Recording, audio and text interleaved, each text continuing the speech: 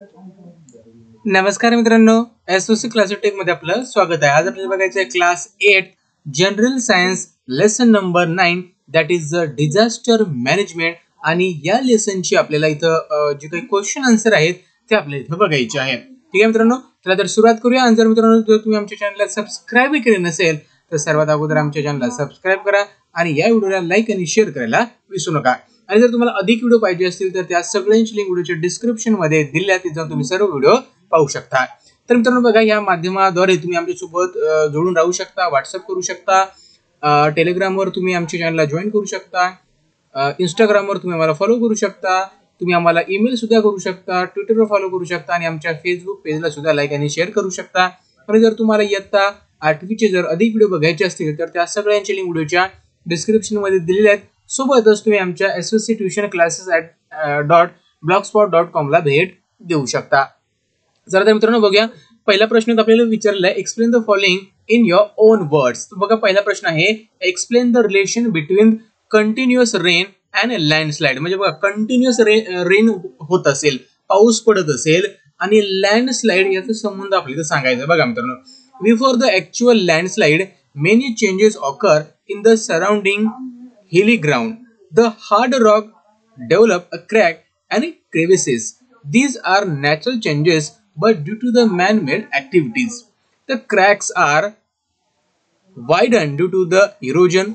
These cracks make the big rocks to break into the smaller stone. The cracks widen further due to the excessive rainfall. These rocks further get eroded and they fall down with the soil from the slope. The entire process is speeded up due to the rainwater. बघा मित्रांनो, आता इथं काय सांगितलं आपल्याला. आता बघा मित्रांनो, जे काही आपल्या आजूबाजूला जे काही पर्वत असतात किंवा जे काही टेकड्या असतात, ज्यावेळेस पाऊस पडतो काय त्याच्यामध्ये पाणी मुरल्या जाते आणि पाणी मुरल्या गेल्यामुळे काय होते, त्यातले जे क्रॅक असतात ते क्रॅक मोठाले होतात. ठीक आहे, त्यांचं इरोजन होते. ठीक आहे, अशा प्रोसेसमुळे ते तुटून पडतात. ठीक आहे, पण ही प्रोसेस काय होते, खूप वेगाने होते. पण कधी, ज्या वेळेस तिथं कंटिन्युअस रेन होत असते त्यावेळेस ही प्रोसेस वेगाने होते. ठीक आहे, म्हणून आपण म्हणू शकतो की जे कंटिन्युअस रेन आहे आणि लँडस्लाइड आहे यांचा खूप नजदीकचा असा संबंध आहे. त्यानंतर prepare chart showing the dose and don'ts at the time of the earthquake. म्हणजे आपण काय करायला पाहिजे, डोज अँड डोंट्स म्हणजे आपण काय करायला नाही पाहिजे ज्यावेळेस भूकंप होतो त्यावेळेस. तर बघा मित्रांनो, डोज म्हणजे आपल्याला काय करायला पाहिजे, गो इन द ओपन ग्राउंड म्हणजे आपण ओपन ग्राउंडला जायला पाहिजे. Keep the electrical appliances and cooking gas close म्हणजे जे काही इलेक्ट्रिकल अप्लायन्सेस आहेत, जे कुकिंग गॅस आहे यांना आपण क्लोज करायला पाहिजे. Use the battery or torch instead of the candles म्हणजे कॅन्डल्स किंवा दुसरं एखादं वापरण्यापेक्षा आपण बॅटरी यूज करायला पाहिजे. Stand silently at the one place, do not panic and do not get the scared. बघा मित्रांनो, सायलेंटली आपल्याला उभं राहायचंय, भियायचं नाही आणि दुसऱ्यांना सुद्धा आपल्याला भीती वगैरे घालायची नाही. Take the protection under the some hard covering especially to protect the head and face. Cover the face. बघा काय करायचं आपल्याला, एस्पेशली आपल्याला आपला जो चेहरा आहे, आपलं डोकं आहे यांना आपण कव्हर करायला पाहिजे. ठीक आहे, we can go under the tables or any beds etcetera. ठीक आहे, to save our head or our face from the any falling object. Okay, then if in the vehicle, find the safe place and stop the vehicle. Sit in the vehicle, then coming out in the open. बघा काय करायचं, गाडी जर तुमची असेल, गाडीमध्ये असेल तर तुम्हाला सेफ जागी जायचे आणि त्या गाडीमध्येच तुम्हाला थांबायचं आहे. ठीक आहे, कुठल्याही बिल्डिंग जवळ तुम्हाला गाडी वगैरे उभी करायची नाही. हे झाले आपले डोज म्हणजे आपण काय करायला पाहिजे. त्यानंतर आहे डोंट्स म्हणजे आपण काय करायला नाही पाहिजे. Don't wait in the multi storied building म्हणजे जी मल्टी स्टोरी बिल्डिंग असते त्याच्या जवळ आपण थांबायला नाही पाहिजे. Do not use the lift, use the stair to descend. आपण लिफ्ट यूज करायला नाही पाहिजे. ठीक आहे, यूज मध्ये जर आपण अडकलो तर बाहेर येणं खूप अवघड असतं. तर आपण काय करायला पाहिजे, स्टेअर म्हणजे पायऱ्यांचा उपयोग करायला पाहिजे, जिन्यांचा उपयोग करायला पाहिजे. Do not stand near the building, trees or electrical wires and poles. आपण काय करायला पाहिजे, बिल्डिंग्स, ट्री, इलेक्ट्रिकल वायर्स याच्याजवळ आपण थांबायला नाही पाहिजे.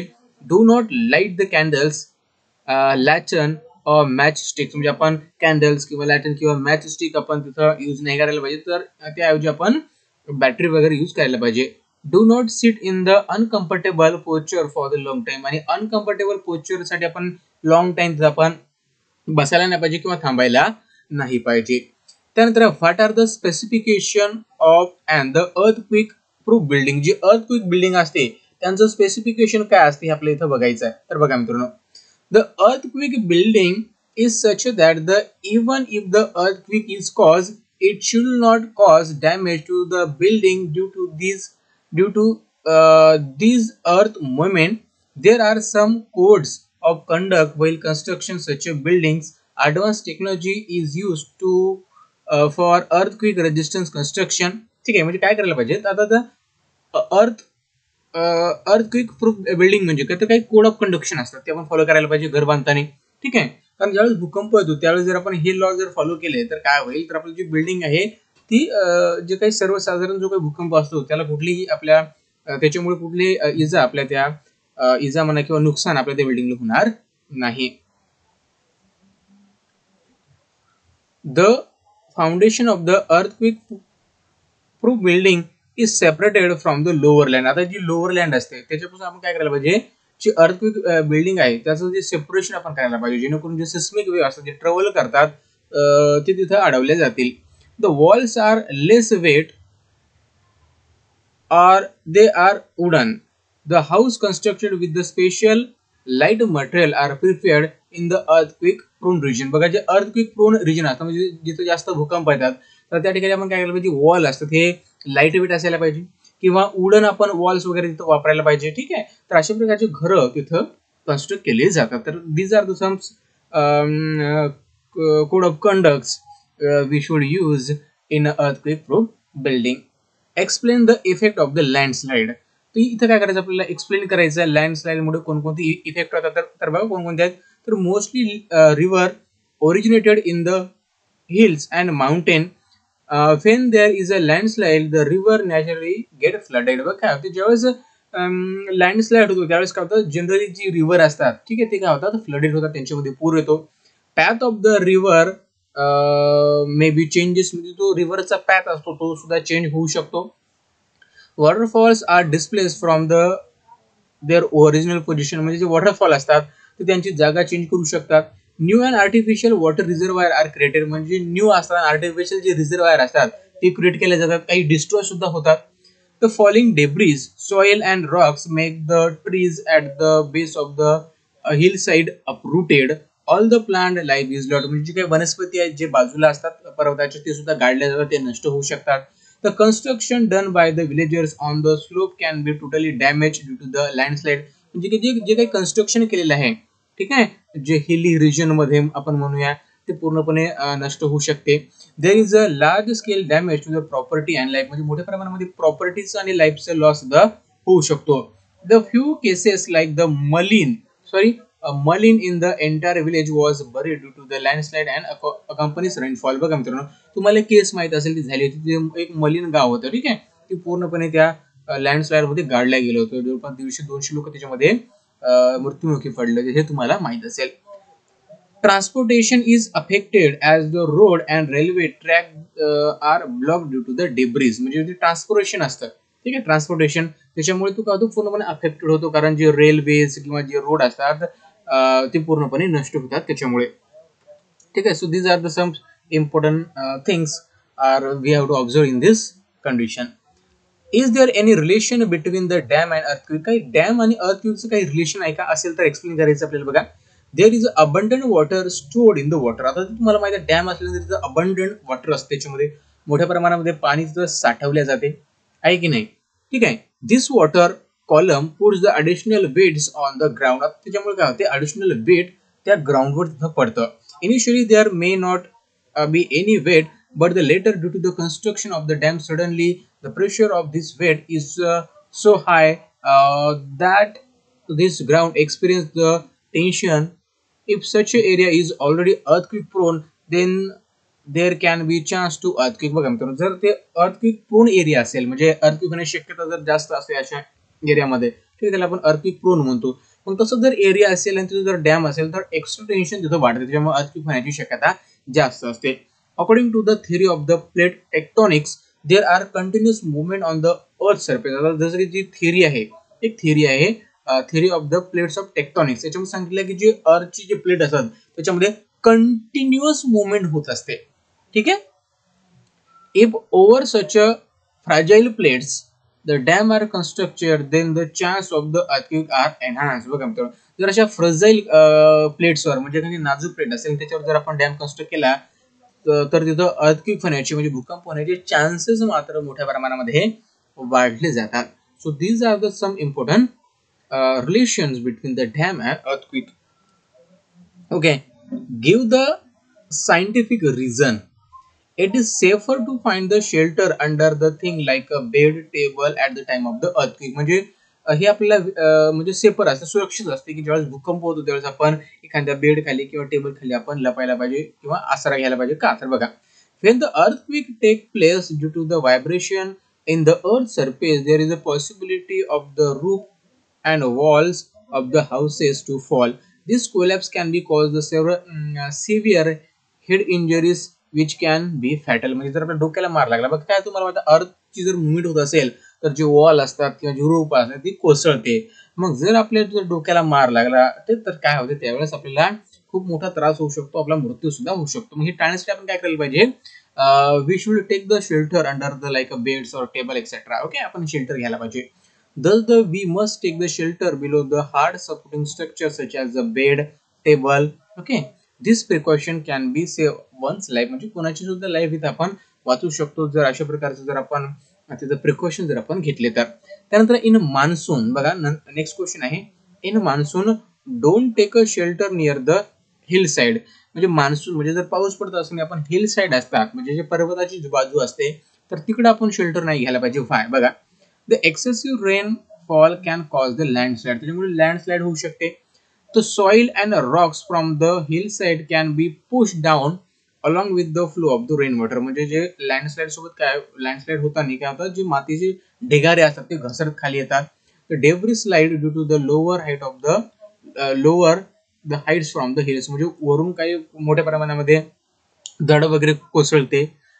This explains us that the taking the shelter near the base of the hillside can be disastrous as one can be buried in the debris due to the sudden landslide. म्हणजे sudden landslide झाल्यामुळे त्या debris खाली आपण गाडल्या जाऊ शकतो. Therefore, in the monsoon, one should not take the shelter near the hillside. Don't use the lift at the time of the earthquake. म्हणजे आपण काय करायला पाहिजे, जी अर्थक्विकच्या वेळेस आपण लिफ्टचा उपयोग नाही करायला पाहिजे. तर का बघा, लिफ्ट और एलिव्हेटर रन ऑन इलेक्ट्रिसिटी. आपल्याला माहिती जे लिफ्ट असतात किंवा जे एलिव्हेटर असतात ते इलेक्ट्रिसिटीवर रन करतात. Okay, electricity supply can be hindered due to the earthquake. आता इलेक्ट्रिक सप्लाय काय होऊ शकतो, तो कट होऊ शकतो. कशामुळे, अर्थक्विकमुळे. So there may be chance of the fire due to the short circuit. म्हणजे शॉर्ट सर्किट झाल्यामुळे किंवा काही प्रॉब्लेम झाल्यामुळे आपण मधामध्ये अडकू शकतो. जर हिंडर्ड जर झाला तर तिथं आपल्याला फायर लागू शकते. We may get the trap in the elevator at a such time. त्याच्यामुळे आपण त्याच्यामध्ये अडकू शकतो त्या एलिव्हेटरमध्ये किंवा त्या लिफ्टमध्ये. The building may also collapse due to the earthquake. Building सुद्धा त्याच्यामुळे पडू शकते. It is always better to use the stair at the time of the such calamities. तर मग अशा वेळेस आपण काय करायला पाहिजे, तर आपण त्या स्टेअरचा म्हणजे पायऱ्यांचा उपयोग आपण करायला पाहिजे. So that the one can safely come out of the building. त्याच्यामुळे आपण काय करू, सेफली बाहेर येऊ शकू त्या बिल्डिंग मधून. Therefore it is sed that the lift should not use at the time of the earthquake. त्याच्यामुळे आपण काय करायला पाहिजे, अर्थक्विकच्या वेळेस आपण लिफ्ट वगैरे यूज नाही करायला पाहिजे. त्यानंतर आपले दिलेलं आहे, foundation of the earthquake proof building is separated from the lower land. म्हणजे जे अर्थक्विक बिल्डिंगचे जे फाउंडेशन असते ते आपण सेपरेट करायला पाहिजे फ्रॉम द लोअर लँड. ठीक आहे का, तर बघा, द सरफेस ऑफ द अर्थ tremble at the time of the earthquake. म्हणजे आपला जो अर्थक्विक होतो, भूकंप होतो त्यावेळेस आपल्या जमिनीचा भाग असतो तो ट्रेम्बल होतो, म्हणजे थरथर कापायला सुरुवात होतो. This tremors cause the seismic wave which are responsible for the movement of the earth surface. त्याच्यामुळे एक सिस्मिक वेव्ह तयार होतात, त्याच्यामुळे भूकंप होण्याची शक्यता जास्त असते.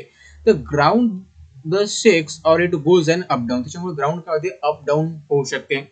These shocks wave form in the interior of the earth, spread on the surface in the all direction. These shocks waves बघा, आता जे शॉक्स वेव्ह असतात ते पसरतात आणि त्याच्यामुळे काय होतात, ते जे अर्थचा इंटेरियर भाग आहे त्याच्यामध्ये तो पसरतो. पसरल्यामुळे काय होतात, तर सर्व अर्थ जो आजूबाजूचा भाग आहे तो ट्रेमर करायला सुरुवात करतो, म्हणजे त्याचं शेक व्हायला सुरुवात होतो. This cause the collapse of the building and of the structure on the land. त्याच्यामुळे जे बिल्डिंग आहेत ऑफ द स्ट्रक्चर आहेत ते कोलॅप्स होऊ शकतात. To prevent the such a disaster the foundation of the earthquake building is separated from the lower land. त्याच्यामुळे जर आपल्याला ह्या गोष्टी टाळायच्या असतील, okay, if we want to make the earthquake building, then we have to make the earthquake building separated from the lower land. Okay, the next question,